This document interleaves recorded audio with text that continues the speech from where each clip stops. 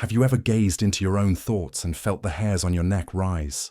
Sometimes self-awareness reveals things you wish you never saw. This journey is not like the gentle lullabies that prepare you for sleep. Instead, we'll explore the shadows of the mind, dark corners where hidden truths lurk. You may recognize yourself in these stories, or see a friend or a lover, because each truth is part of being human. As you listen, let the cadence soothe you even when the content unsettles. Trust that understanding these forces can lighten their hold.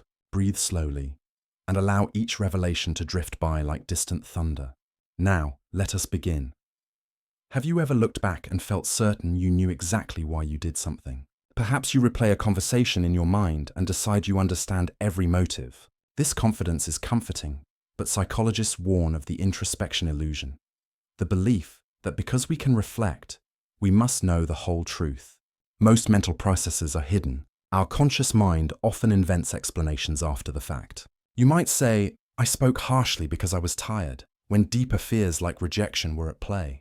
This gap between feeling and reality is unsettling, but it reveals something tender. We long to feel in control. We create coherent stories to make sense of chaotic inner worlds. Awareness here means humility. You may not know your deepest reasons, and that's okay. Allow yourself to sit with mystery. The next time you try to explain every emotion, pause. You might find calm in simply observing your thoughts without needing to justify them. Sometimes, reflection turns to rumination. You go over an event again and again, hoping to extract a lesson, but end up digging a deeper hole. Rumination is like a hamster wheel, lots of motion, no progress. You start with a question. Why did I do that?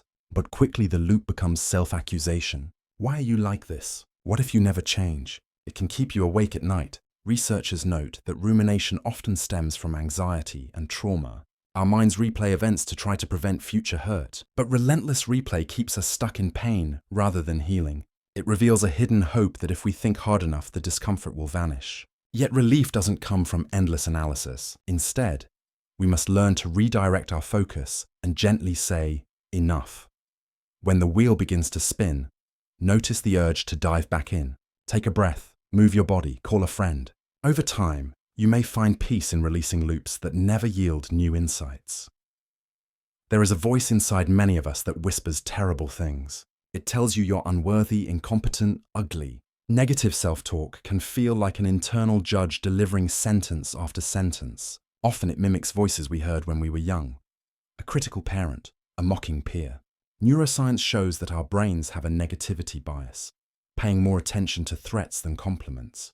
That survival mechanism once kept our ancestors alert to danger, but within, it can turn against us. You might notice that no matter how many praises you receive, the critical voice is louder.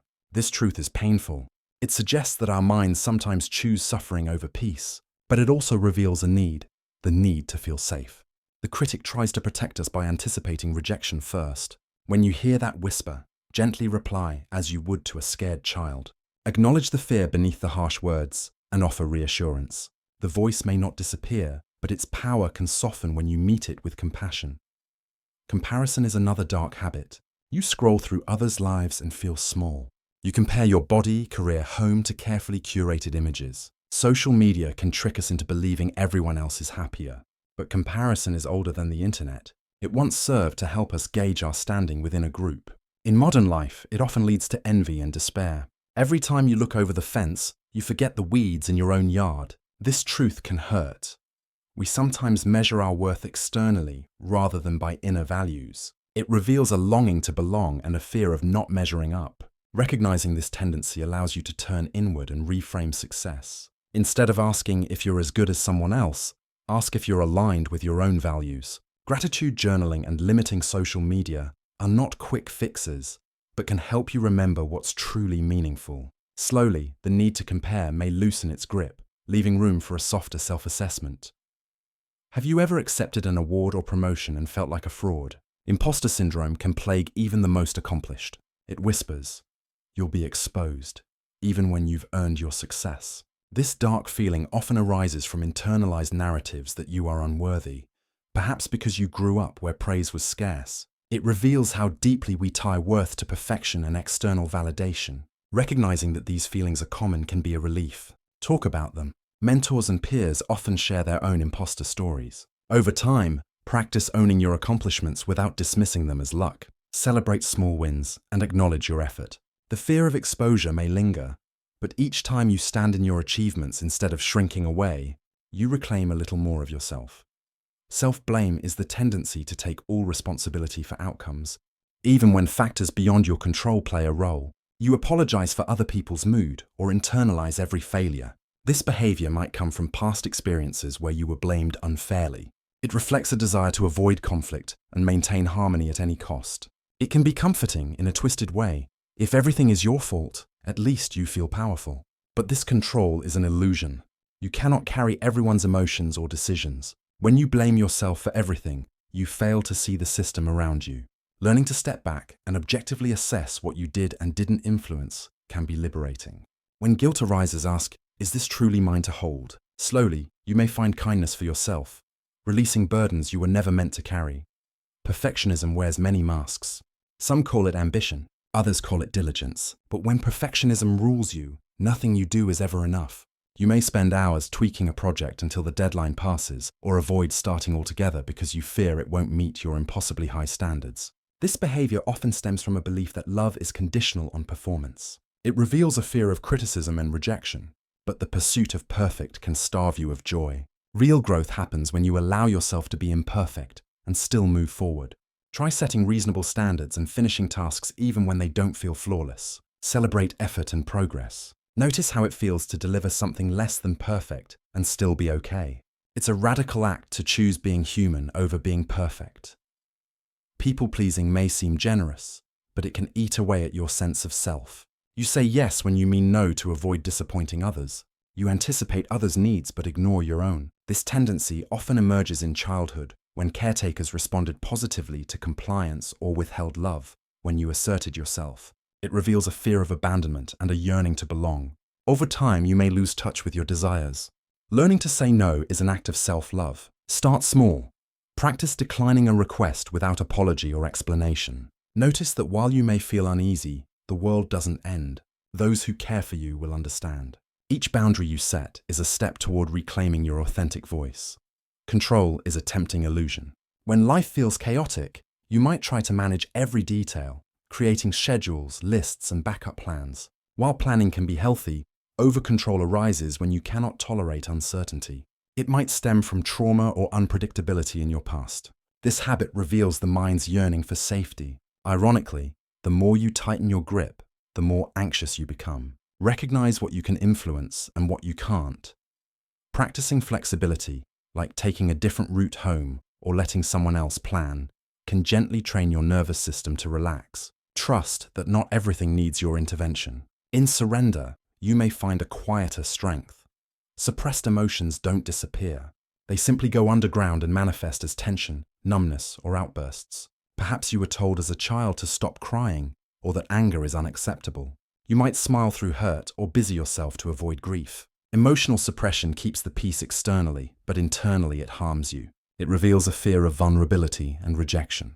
Healing comes when you learn to name and feel your emotions in safe contexts. This might mean journaling, therapy, or sharing with a trusted friend. Emotions are messengers. When you listen rather than hush them, they pass more quickly. And when you share them with someone compassionate, you build connection instead of isolation.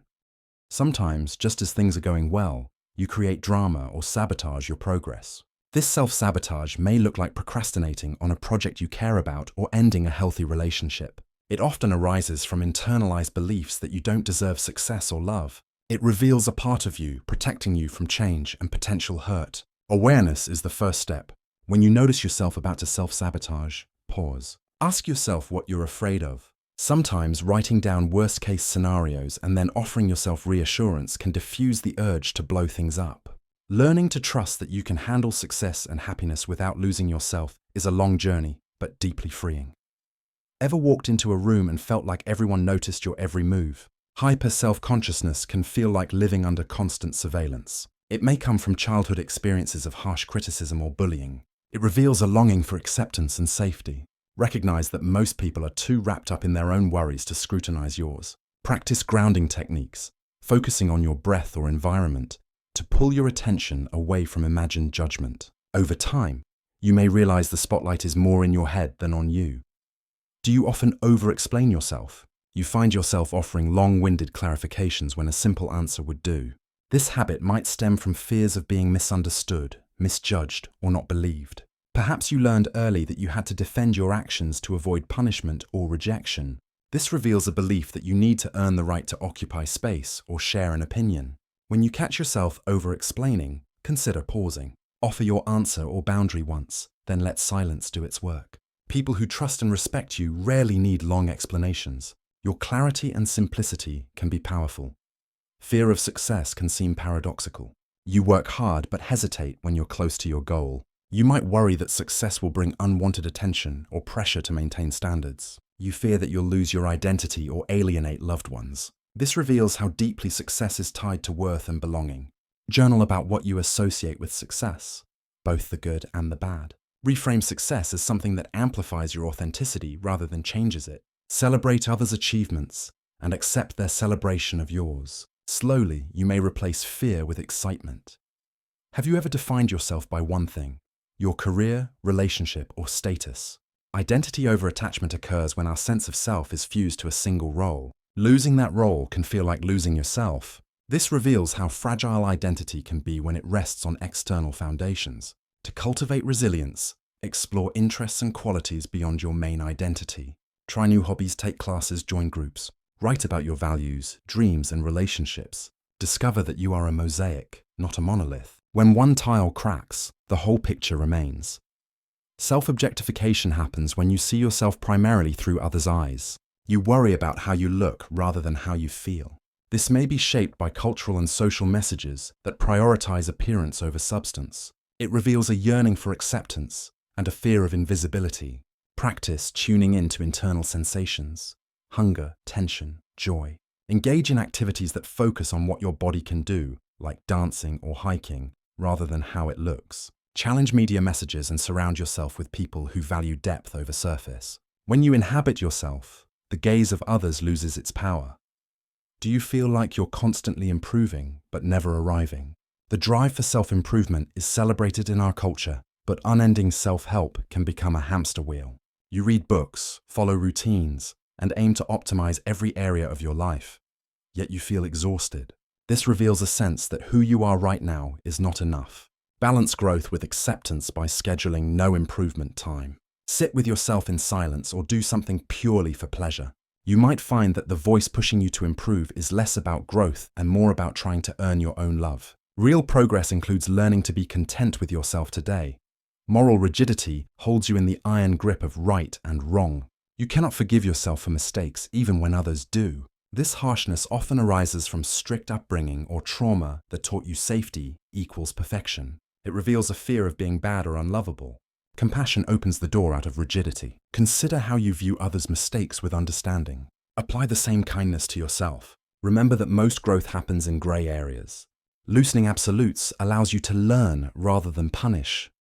Do you question your own memories and feelings, assuming you're overreacting or misremembering? Self-gaslighting happens when you invalidate your own perceptions. You might think, maybe it wasn't that bad, or maybe it's my fault when someone hurts you. This often stems from repeated experiences of your reality being denied by caregivers or abusers. It reveals a deep desire for peace at any cost. Begin to trust yourself by recording events as they happen, validating your emotions, and sharing with trusted friends who reflect your experience back to you. Over time, learn that your perception is worthy of belief. Chronic guilt means feeling sorry for simply existing. You say sorry by reflex, even when you've done nothing wrong. Perhaps you were praised for being good, only when you put others first. This reveals a fear that your needs harm others. Practice replacing "I'm sorry" with "thank you", e.g., "thank you for waiting", instead of "sorry I'm late". Challenge the belief that asserting yourself is selfish. Remember that you deserve space just as everyone else does. Silence can be uncomfortable. You might feel quiet with music, noise, or conversation because stillness allows uncomfortable feelings to surface. Avoiding quiet may reveal unresolved grief or trauma. But silence also gives space for creativity and calm. Introduce small pockets of quiet into your day. Sit with the discomfort and breathe through it. You may find that once you pass through the initial unease, silence becomes a wellspring rather than a threat. Self-isolation can feel protective. When relationships have hurt you, withdrawing seems safer. You decline invitations and shrink your world. This reveals a fear of vulnerability and rejection. Start slowly. Accept a coffee invite, engage in group hobbies, or connect online with like-minded people. Build trust gradually. Remember that while solitude is nourishing, isolation can intensify sadness. Lean into supportive relationships and allow others to see you bit by bit. Are you obsessed with being authentic? You might worry that every small adaptation to different situations is inauthentic. This reveals a rigid concept of self. Humans are multifaceted. We shift roles depending on context. Authenticity isn't about rigid honesty, but about aligning with your values. Instead of policing your every word, reflect on what matters most to you and ensure your actions reflect those values. Allow yourself flexibility without feeling false. Feedback can be terrifying. If criticism makes your heart race and mind spiral, you may be hypersensitive to it. You might replay the feedback repeatedly, interpreting neutral comments as personal attacks. This reveals a fragile sense of worth. When receiving feedback, breathe deeply and remind yourself that it's about the work, not your character. Ask clarifying questions to remove ambiguity. Practice receiving positive feedback to balance your perspective. Over time, you may find that feedback guides rather than destroys you. Finally, difficulty receiving help can leave you exhausted. You might believe accepting support is weakness, or that you'll owe something in return. This stems from experiences where help was withheld or came with strings attached. It reveals a belief that you must carry everything alone. Start small. Accept a friend's offer to assist or ask for advice. Notice that vulnerability can deepen relationships. Remind yourself that allowing others to give is a gift to them as well. You are not alone. You deserve support. As we conclude our journey through these shadows, remember that self-awareness is not meant to condemn, but to free. Each dark truth holds a key to compassion. Breathe in the relief of knowing you are not the only one struggling with these patterns. Breathe out judgment and shame. Let the steady rhythm of your breath anchor you as you drift towards sleep. Tomorrow, you may wake with new curiosity about yourself, armed with gentle understanding rather than harsh scrutiny. Trust that even in the darkest corners of your mind, there is always light waiting to be found.